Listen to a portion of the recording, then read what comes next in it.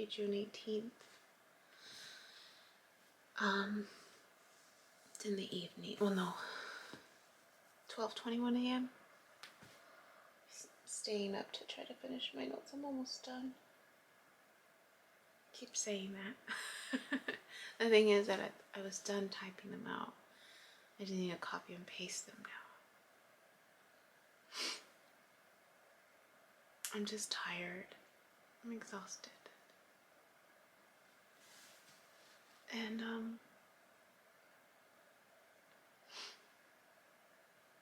I'm just tired. And a big part of me is like, I had forgotten that this line of work was just temporary.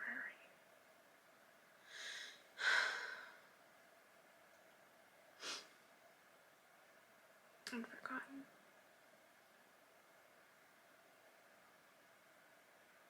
And then realizing that I have clients across all the spectrum in terms of functioning.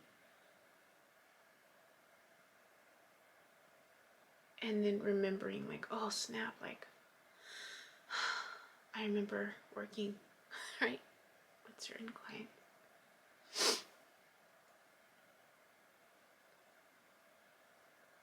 I got a backhanded comment today, which I accepted, for a client that needs more support than what we can offer. Pass them on to the next person is what this person said. And I said, I know, it seems like that. But this, this was not new for this particular client. We had this conversation before. And we tried it out as best as we could until we couldn't anymore. But just thinking about, my clients that are on those extremes. And then remembering, right? Still thinking about the desire to teach.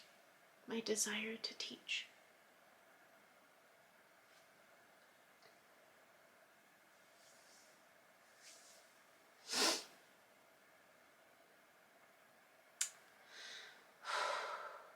How I want to put those classes together. If I just could have a little more time.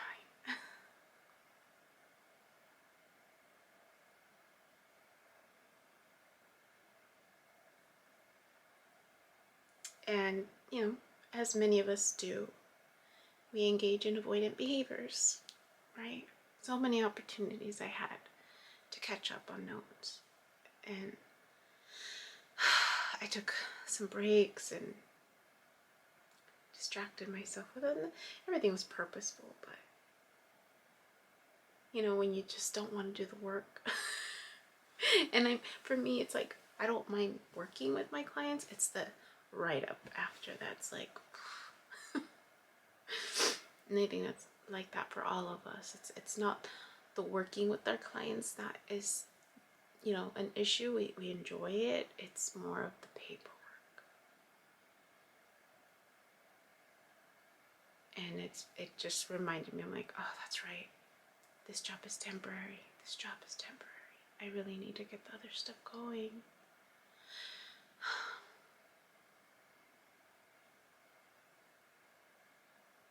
So going back to my avoidant behaviors,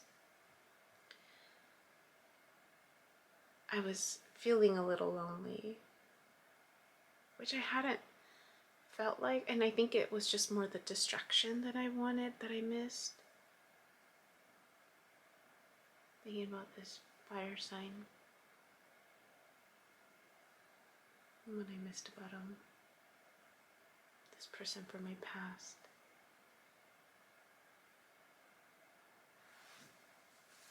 And I've been thinking about both of them lately. Just wondering, where they are. I mean, well, one of them I can just look him up and see. He posts on his Instagram, so he updates,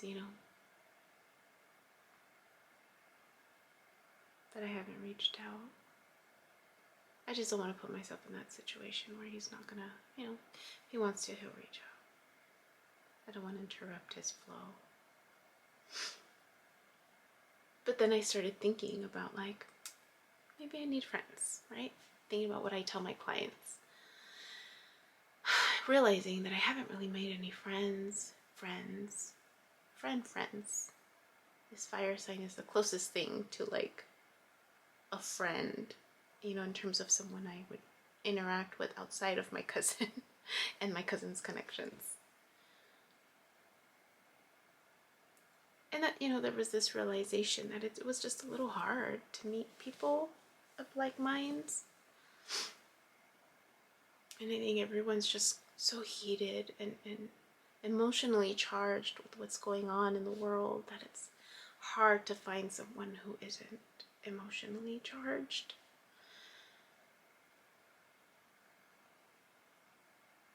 And I think that's what I was like, again, do I really want to put the energy? But before I got to that realization, I signed up for Bumble. Because I was bored. I'm like, okay, let's review what this was like. So I signed up for Bumble last night, and remembering the last time I signed up, and then it gives you the option for BFF or dating, and there's a third one. So initially I put BFF, and then I switched it, and then I was looking at a few profiles, swiping, but then it was just like, but like I was like, looking at people's profiles and then seeing what they're interested in, and just reading the profiles, I was like, do I want to invest the energy? do I really want to? Do I really want to? Can I? Right? I barely have time to do my projects, that fuel my passion, let alone make time to connect with someone else. So I switched it back to BFF, and even then I was like, do I really want? And I got a lot of notifications today, and I was like, oh, I think I'm gonna delete it. I think I was just bored, just to see. And so last night I had a dream.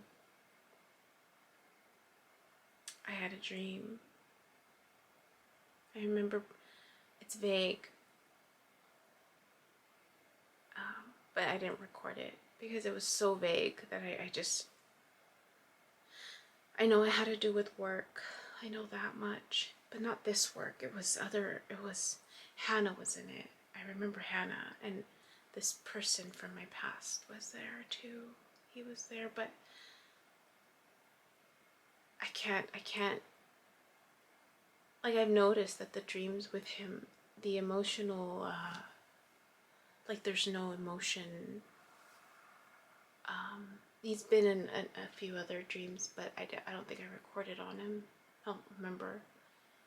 But what I do remember is that the emotional, that I don't feel him, if that makes sense. Like, I don't feel him in my dreams anymore. So I don't know if that just speaks to energetically we're not tied, maybe. I don't know. Or I don't have that same charge, emotional charge. Yeah.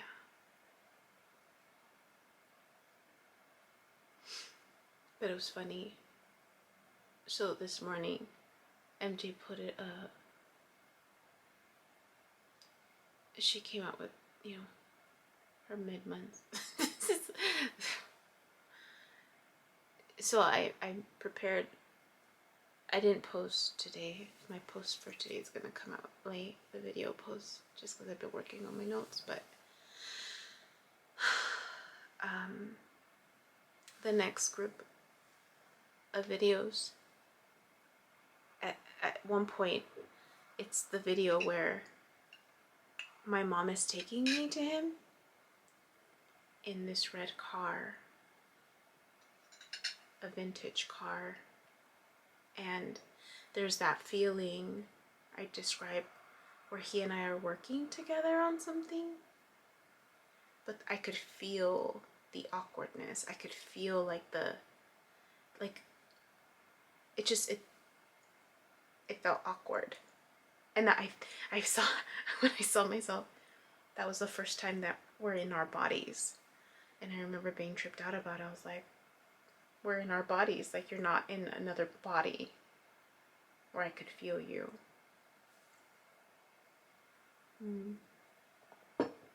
So it's funny that that dream is gonna post in the next 2 weeks.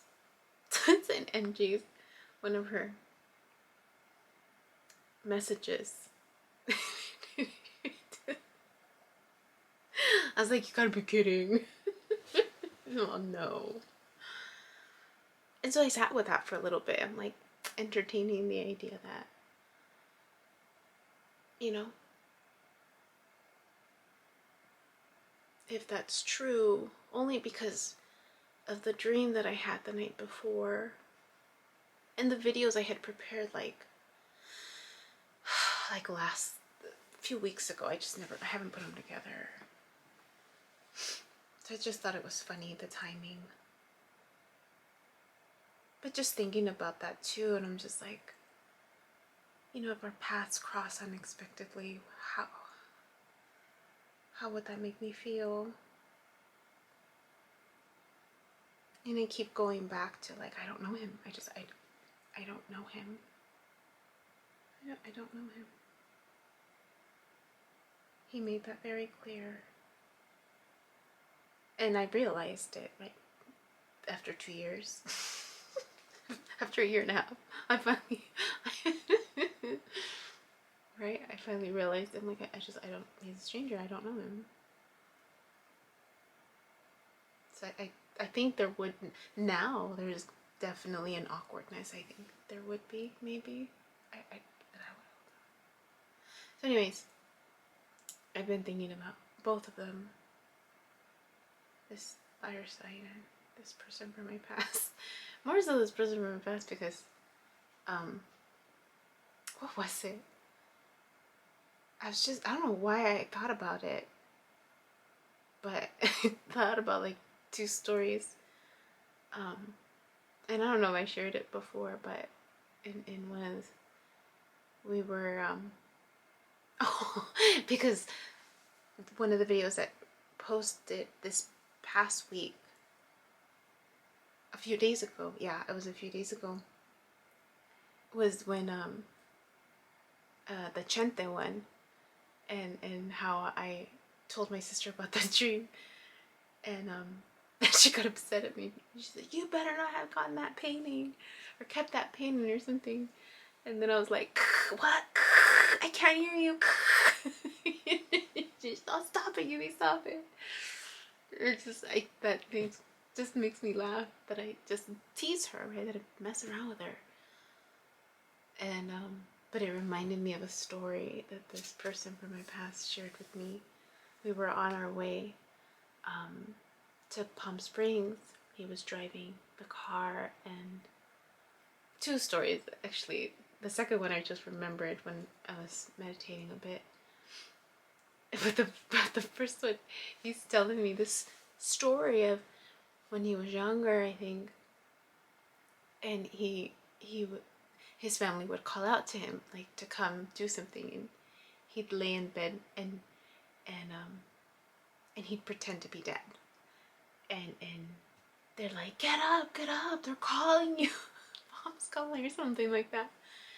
And the thing is, like, I knew what he was gonna tell me. It was the weirdest feeling. And I started laughing before he tells me, like, the end. Because I already knew what he was gonna tell me. It was so weird. And I remember he looked at me weird. I'm like, I'm just sorry. I know what you're gonna tell me. I don't think he caught on that part, but I was already envisioning what he was saying. And so he's just like, yeah, that he did that so many times that finally the last one, I think his sister came in the room, and that he that she played along. She's just like, oh, thank goodness. Because he would play that and she's like, oh, thank God, finally. And then he gets it, he's like, I knew it, I knew it, I knew it. It's so funny. It was so funny. In that same car ride, we were like sharing songs. And I loved that he was showing me the songs that he liked, and he was looking at my playlist, Pandora, and he's like, let's see what you like. And kind of like, okay, yeah, same, you know, like it was, he was interested, right?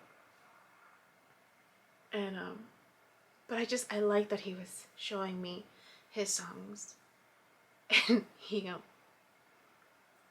he put on one song, and I really liked it too. And I don't remember if he was going to explain something to me or I was going to say something, but then he stops me or him. I don't remember which one of us he had kind of just signaled to stop. But he said, but what he said made me laugh because it was always something I thought of saying to people when a good song comes on. I just never had the guts to say it. Even though in my head I'm like, oh, I wish they would shut up so I can listen to the song. That's what he said. He's just like, wait. After the song, I'll tell you, or something like that. Or after the song, you keep talking. And I remember just kind of being like, oh. But then I start laughing because I realized in that moment that I've always wanted to say that out loud. I just never did. So that was the memory that I remembered just now. So, yeah.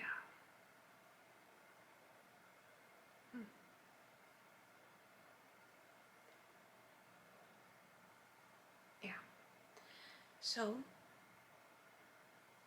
I'm almost done. I like to say, right? And, yeah, we'll see what happens next. Bye. Oh, no, one more thing. I used the word self-sabotage today. A client of mine used it. And I realized that I used it in this video that I posted today, where I was describing my sister. Not realizing that I think it was then that I hadn't put the pieces together with this word self-sabotage that a lot of people use. And I hope I did address it in another video, but if I didn't, this is me addressing it in this one. That I was explaining to my client, I said, it's such an interesting word, self-sabotage. And then, I said, let me reframe that. And I said, what if it's more of self-protection? Because what you consider self-sabotage was actually a behavior that you had to do to protect yourself emotionally at a certain time in your life. And we protect ourselves in different ways because we don't want to address what's going on, or instead of someone hurting us, we hurt them first, right? It's out of self-preservation. But who termed it self-sabotage, and why is it still in our vocabulary? Because I used it in that video, not realizing that my loved one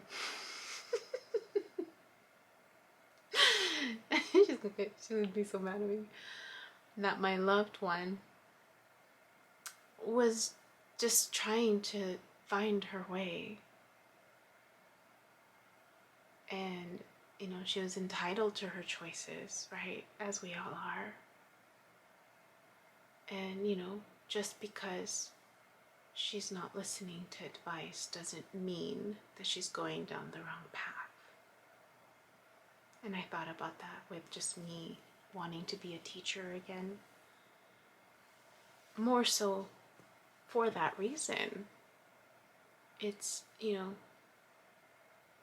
to provide the information to those who are ready for it, who want to listen and do. Because I'm not meant to wait for anybody. I'm not. And that includes my clients. I'm not meant to wait for them. That's not my role anymore. If they choose to jump on board, they will jump on board, and if they don't, they're exactly where they need to be, but I need to move on. I need to move on. And those who will follow, and those who won't, and that's okay. It's not that I'm giving up on them. It's just not where they're at. I need to keep moving, because I'm starting to feel stuck. So,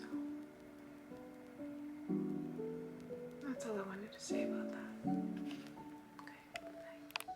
Hi, my name is Yubi, and in case you haven't figured it out, this footage is capturing my experience as I learn to navigate my personal spiritual awakening. I am learning that this experience is unique to each one of us, in whatever way we believe we are embracing living our truth. This just happens to be my journey. And despite me having a graduate degree and a license in clinical social work, this by no means is intended to replace any type of mental health advice. This is just me on a personal level, documenting my experience, shedding light on the truth that I am learning and discovering for myself, and really inviting you along for the ride. If by some magical chance you find this content to be helpful in any way, shape, or form, please click the like button, share the message, subscribe to my YouTube channel. I have an Instagram account, a personal one, and one specifically for this channel that you're more than welcome to check out. I'm an open book. I have also created t-shirt designs. I'm wearing my favorite one right now, which is the North Node design, but I have that and other things that you can look at inspired by this process and journey, and I have the link in the description box as well as in the about section of my YouTube channel. So you're more than welcome to check those items out. Any type of support is great. Again, if you find this content really helpful or meaningful, sometimes when we take that step and be vulnerable, with showing what's inside our hearts and what's really our truth, we realize that we're much more connected than what we thought we were. And so I hope that as I'm living this experience, and that you find some type of truth for yourself, or find some type of ability to heal in some way just by relating, just by knowing that you're not alone. That really has been my goal with this process, not just being able to connect with others, but really for my own healing. It's definitely been a therapeutic experience and a very creative one for myself. So I thank you, and I wish you all the best, and we'll see what else comes next for me.